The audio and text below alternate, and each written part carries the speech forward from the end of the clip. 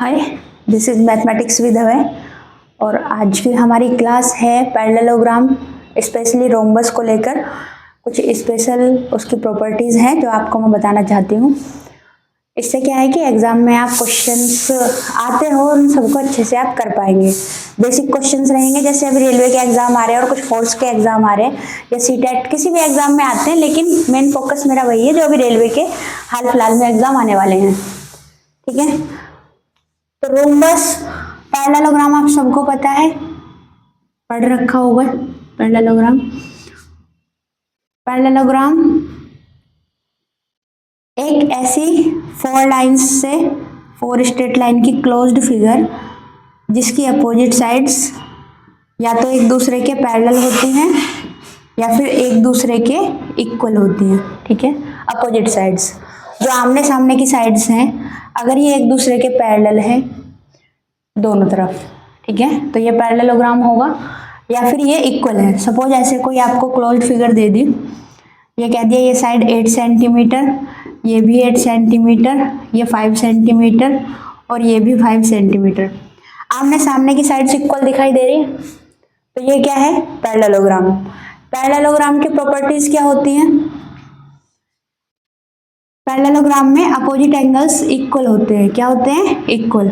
अगर ये 70 डिग्री है तो ये एंगल भी कितना होगा? 70 डिग्री। ये एंगल फिर कितना होगा?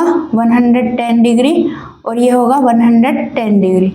अपोजिट एंगल्स इक्वल और एडजेसेंट एंगल का सम 110 प्लस 70 कितना आएगा? 180। क्लियर हुई ये properties? Opposite sides equal, parallel, opposite angles are equal, आमने सामने के एंगल सभी इक्वल होंगे और साथ में क्या है कि आमने सामने की इसमें जो साइड्स हैं वो इक्वल होंगी। पैरेललोग्राम की ये प्रॉपर्टीज क्लियर हुई। इसके बाद आ जाते हैं पैरेललोग्राम्स के डायगोनल, विकर्ण जिन्हें आप बोलते हैं। अगर हम विकर्ण को मिला देंगे, ठीक है, विकर्ण अगर हम मिला देंगे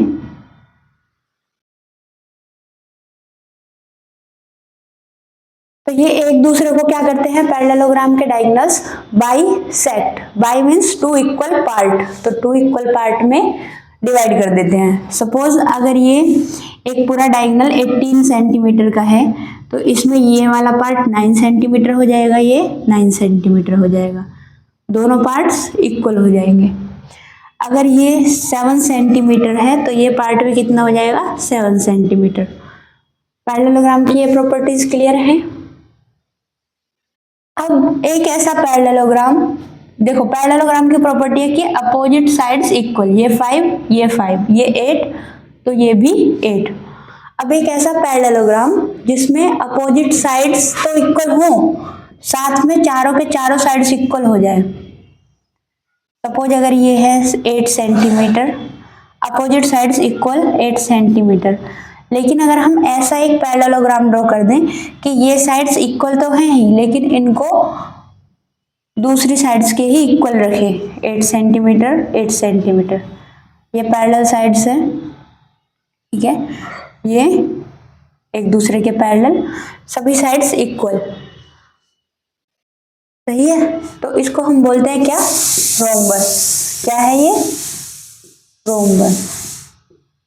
रोम्बस के साइड्स क्या होते हैं? सभी साइड्स इक्वल।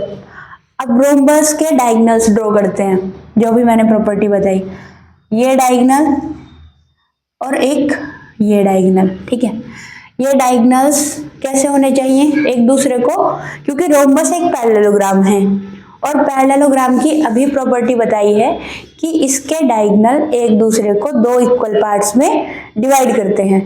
अगर ये एक दूसरे को दो इक्वल पार्ट में डिवाइड करते हैं, मतलब जितनी साइड ये होगी इतनी साइड ये होगी, ठीक है, और जितना ये होगा इतना ही ये होगा। ये बात क्लियर आपको? तो अगर मैं कहूं कि ये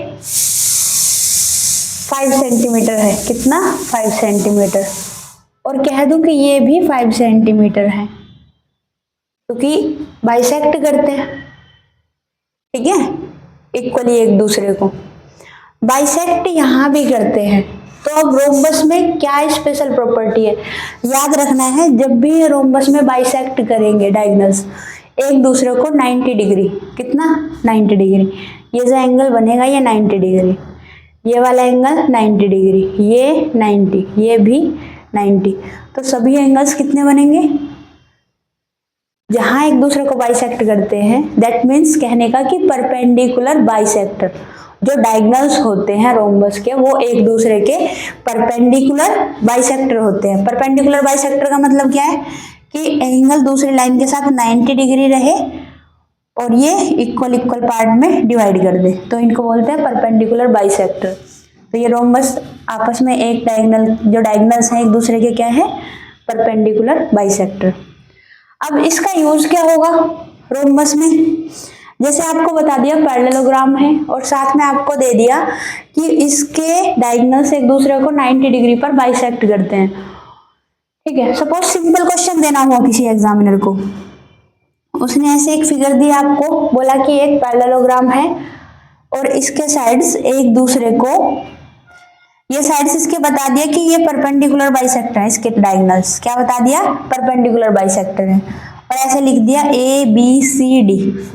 आपसे कहा ए बी की लेंथ है 5 सेंटीमीटर और पूछ लिया बी सी की लेंथ बता दो कितनी है, उसने बता दिया कि ये परपेंडिकुलर बाइसेक्टर है। तो जब आपने ये पढ़ा ना कि एक पैरेललोग्राम है, परपेंडिकुलर बाइसेक्टर है, तो तुरंत समझ में आ जाना चाहिए कि सभी साइड्स कैसे हैं, इक्वल। तो अगर ये 5 सेंटीमीटर है तो ये वाला साइड भी कितना हो जाएगा, 5 सेंटीमीटर। ये आपका आंसर ऐसे आ जाएगा।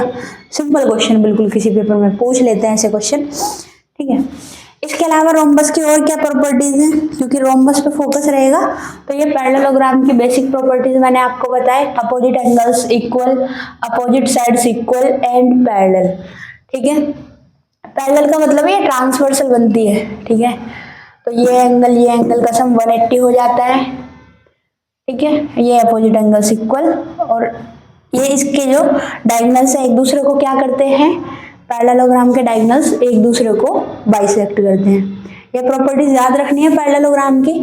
फिर इससे आगे जब हम रोम्बस की बात करेंगे, रोम्बस के सभी बेसिक प्रॉपर्टीज मैंने आपको बताया अभी, opposite sides are parallel and equal, all sides are equal, rhombus आते ही, रोम्बस आते ही डायगोनल्स बाइसेक्ट तो करते हैं किसी भी पैरेललोग्राम के, लेकिन रोम्बस के किस पर डायगोनल बाइसेक्ट करते हैं, 90 डिग्री में, ठीक है। ये रोम्बस का पार्ट है। अब रोम्बस का एरिया कितना होता है, एरिया ऑफ रोम्बस सीधा क्वेश्चन आता है सभी एग्जाम्स में, area of rhombus most importantly यही कैलकुलेट कराएगा, जो भी हाल फिलहाल के एग्जाम्स पास में है ना उनमें एरिया कैलकुलेट कराएगा। जैसे एक क्वेश्चन आता है, इसके एरिया पे एक क्वेश्चन आया था कि एक डायगोनल की लेंथ 12 सेंटीमीटर है, एक की 13 सेंटीमीटर है, तो आपसे एरिया पूछ लिया, एरिया, ये डायगोनल D1, ये डायगोनल D2, आपसे पूछा एरिया, तो आपको क्या करना है, एरिया के लिए फॉर्मूला क्या होता है एरिया ऑफ रोम्बस का, half into D1 into D2, ये रोम्बस के एरिया का फॉर्मूला है। तो कितना आ जाएगा इसका एरिया, हाफ इंटू D1 कितना है 12 सेंटीमीटर, D2 कितना है 13 सेंटीमीटर, 2 6 जा 12, 13 6 जा 78 सेंटीमीटर स्क्वायर। दिल्ली पुलिस के एग्जाम में ये आया हुआ क्वेश्चन है, ठीक है। एक क्वेश्चन हो गया आपका एरिया से रिलेटेड। एक क्वेश्चन और आया हुआ है एग्जाम का, उसको भी मैं बताती हूँ वो कैसे था। ये रोम्बस का फिगर मैं रफ कर देती हूँ, आप सोचोगे इससे एरिया कैसे कैलकुलेट कर दिया। एरिया का क्लियर हुआ, जो दो डायगोनल्स हैं, सपोज ऐसे बोल दिया कि रोम्बस है, इसकी लेंथ 13 सेंटीमीटर है यहाँ से यहाँ तक, ठीक है। एक डायगोनल और है, इसकी लेंथ 12 सेंटीमीटर है यहाँ से यहाँ तक, तो इसका एरिया ऐसे कैलकुलेट हो जाएगा। साइड से कोई लेना देना नहीं है, अभी साइड का यूज बताऊंगी कैसे होता है।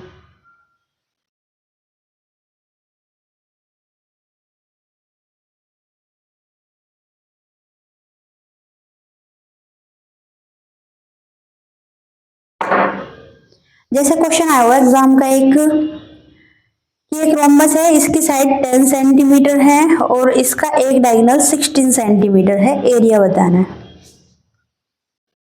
रोम्बस, रोम्बस की साइड दी है 10 सेंटीमीटर। रोम्बस का मतलब क्या है, ये सभी साइड्स इक्वल है। अगर ये 10 है, ये 10 सेंटीमीटर, ये 10 सेंटीमीटर, ये 10 सेंटीमीटर, ठीक है। और इसका डायगोनल कितना दिया हुआ है, 16 सेंटीमीटर। एक डायगोनल की लेंथ दी है 16 सेंटीमीटर, ठीक है, यहाँ से यहाँ तक। अब आपको इसका एरिया बताना है। अच्छा क्वेश्चन है ये किसी भी एग्जाम में आने के लिए। एरिया बताना है। जो मैंने अभी फॉर्मूला पढ़ाया था, half into D1 into D2। अब यहाँ पे एक डायगोनल की लेंथ आपको पता है, दूसरे की नहीं पता, तो रोम्बस की प्रॉपर्टी का यूज करो। क्या कहती है रोम्बस की प्रॉपर्टी, कि ये जो डायगोनल है अगर इसके साथ दूसरा डायगोनल बना दूं तो ये इसको इक्वल इक्वल पार्ट में डिवाइड कर देगा। 8 सेंटीमीटर ये बचेगा, 8 सेंटीमीटर ये बचेगा, और इसकी जो ये साइड दी हुई है ये कितनी दी हुई है, 10 सेंटीमीटर। तो एक प्रॉपर्टी मैंने आपको बताई थी, ये पार्ट इक्वल होगा, और ये एंगल कितना है, 90 डिग्री। पाइथागोरस थ्योरम आपने पढ़ी हुई है, ये साइड 8 ये 10, तो ये कितनी होती है, 5 सेंटीमीटर। कितना होगा ये, नहीं 5 नहीं, 6 सेंटीमीटर, 6 सेंटीमीटर। पाइथागोरस में है ना 3 4 5, 3 का डबल 6, 4 का डबल 8, 5 का डबल 10, ठीक है। तो 8 है हमारे पास, 10 भी है यहाँ पर, ये साइड 6। ये हाइपोटेनस है, जो साइड होती है ये हाइपोटेनस बनाती है, ठीक है।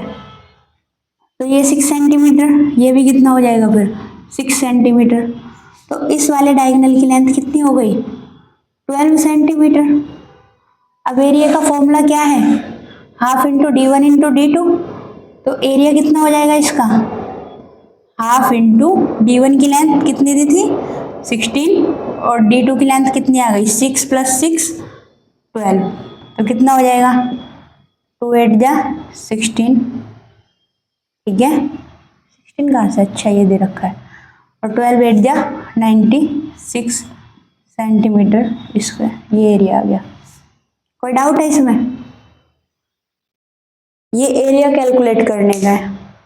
यही क्वेश्चन आते हैं ज़्यादातर जो भी एग्ज़ाम हैं आपके, जैसे ग्रेड सी की कोई भी जॉब के लिए आपने अप्लाई किया हुआ है ग्रेड डी में, तो उसमें क्या होगा, ग्रुप सी या ग्रुप डी में यही आते हैं ज़्यादातर, एरिया बेस्ड। एक डायगोनल दे देगा, दूसरा डायगोनल पूछ लेगा, ठीक है, साइड दे देता है तो पूछ लेता है, या फिर आपको दोनों डायगोनल दे देगा और साइड पूछ लेगा, तो तब भी ये सेम प्रॉपर्टी लगा के आप कैलकुलेट कर लेना।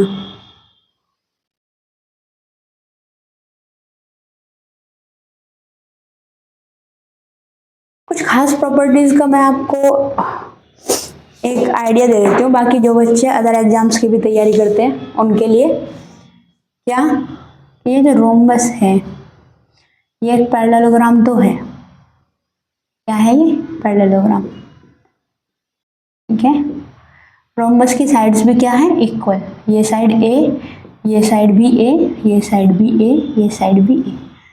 सपोज रोम्बस के एक डायगोनल की लेंथ D1 है और दूसरे डायगोनल की लेंथ D2 है। तो इस रोम्बस की एक प्रॉपर्टी है, वो प्रॉपर्टी क्या है कि इन सभी साइड्स के स्क्वायर करके ऐड कर दो, मतलब A² + A² + A² + A²। Rhombus की प्रॉपर्टी है इन सब का सम, ये जो डायगोनल हैं D1 का स्क्वायर + D2 के स्क्वायर के इक्वल होगा। ये अभी जो यहाँ पे बना था ना, ऐसे क्या बना था, ये 90 डिग्री बना था, ये D2/2 है, ये D1/2 है, ये साइड, ये A है। तो यहाँ से प्रॉपर्टी आ जाएगी क्या, A² = D1/2 का स्क्वायर प्लस D2/2 का स्क्वायर, यही आ जाएगा ना।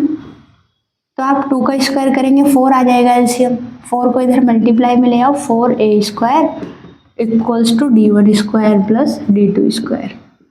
यही ये प्रॉपर्टीज है, ठीक है। ये प्रॉपर्टीज ऐसे लिख सकते हैं ना, 4a स्क्वायर जोड़ के d1 square plus d2 square, ठीक है। एक प्रॉपर्टी बताई मैंने अभी, जो बेसिक प्रॉपर्टी वो बताई दी है, ये साइड इक्वल, ठीक है। दूसरा, अपोजिट एंगल्स आर इक्वल। एक प्रॉपर्टी है कि अगर किसी भी पैरेललोग्राम में एक दूसरे को जो डायगोनल है वो परपेंडिकुलर बाइसेक्ट करते हैं तो वो रोम्बस होगा, ठीक है।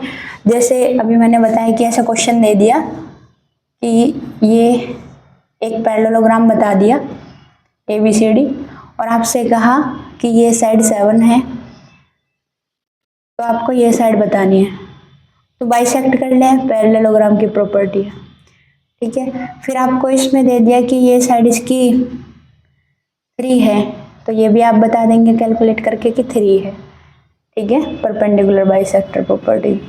अगर आपसे इसमें ये साइड भी पूछ ले तो आप पाइथागोरस थ्योरम निकाल कर कैलकुलेट करके अपना आंसर दे देंगे इसमें, ठीक है।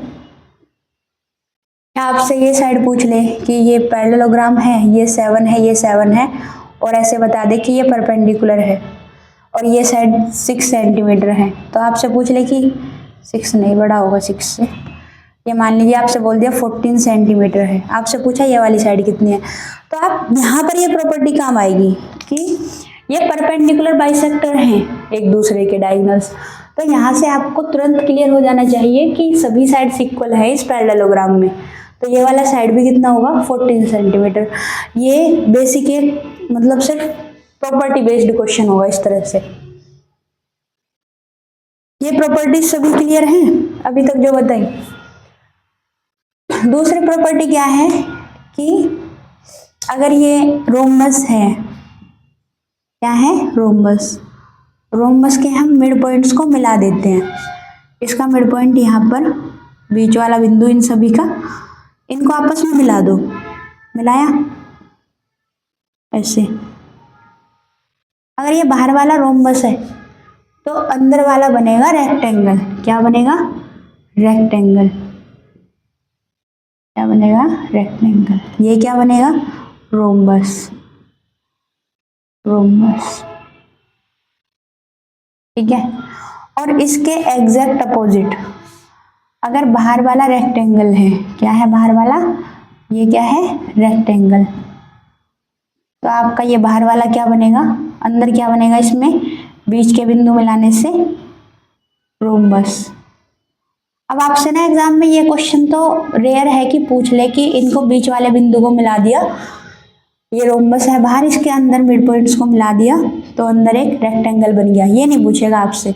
आपसे पूछेगा ये जो अंदर वाला फिगर है, बाहर रोम्बस है और ये अंदर वाला रेक्टेंगल है, इसका एरिया सपोज 18 सेंटीमीटर स्क्वायर दे दिया, क्षेत्रफल दिया, तो आपसे पूछेगा रोम्बस का एरिया कितना होगा, तो इसके जस्ट डबल हो जाएगा, कितना हो जाएगा 36 सेंटीमीटर स्क्वायर, ठीक है, क्या हो जाएगा 36 सेंटीमीटर स्क्वायर।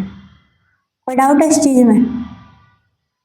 ऐसे ही इसमें भी रेक्टेंगल का एरिया दे देगा, रोम्बस का पूछ लेगा, रोम्बस का एरिया दे देगा, रेक्टेंगल का पूछ लेगा।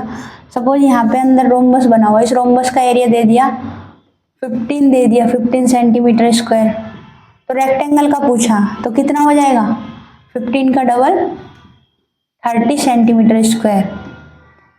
और ऐसे ना पूछ के ये वाले पार्ट को शेड कर दिया और आपसे कह दिया शेडेड एरिया, तो जो अंदर वाला है ना पार्ट इसी के इक्वल आ जाएगा, शेडेड एरिया कितना आ जाएगा, शेडेड वाला भी आ जाएगा 15 सेंटीमीटर स्क्वायर।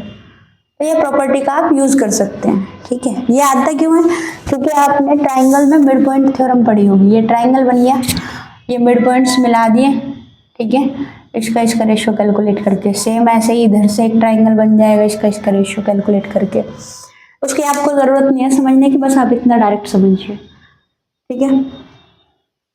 ये प्रॉपर्टीज़ बता दिए मैंने आपको रोम्बस के, इतने प्रॉपर्टीज़ काफ़ी हैं आपके एग्जाम्स के लिए, ठीक है। ये प्रॉपर्टी को याद रखेंगे, और 4a स्क्वायर d1 का स्क्वायर प्लस d2 का स्क्वायर याद रखेंगे कि ये परपेंडिकुलर होते हैं और ये पार्ट इक्वल। अच्छा, इसमें सबसे बड़ी बच्चों को पता है कन्फ्यूजन क्या होती है, कंफ्यूजन होता है कि रोम्बस के सभी साइड इक्वल है, तो बच्चे सोच लेते हैं इसके दोनों डायगोनल भी इक्वल होंगे। मतलब अगर उसने ये कह दिया ना कि ये जो एक डायगोनल की लेंथ 18 सेंटीमीटर स्क्वायर 18 सेंटीमीटर है और दूसरे डायगोनल की पूछी, तो बच्चे क्या सोचेंगे ये 18 है ये भी 18 हो जाएगा। ऐसा नहीं है, रोम्बस के डायगोनल इक्वल नहीं होते, रोम्बस के डायगोनल सिर्फ और सिर्फ परपेंडिकुलर बाइसेक्ट करते हैं। अगर यही रोम्बस के डायगोनल इक्वल भी हो जाए तो ये रोम्बस बन जाएगा क्या, स्क्वायर। स्क्वायर में डायगोनल्स इक्वल होते हैं और साइड भी इक्वल होती है। ठीक है, डायगोनल दो फिगर में इक्वल होते हैं, एक रोम्बस नहीं, एक आपका स्क्वायर में और एक रेक्टेंगल में।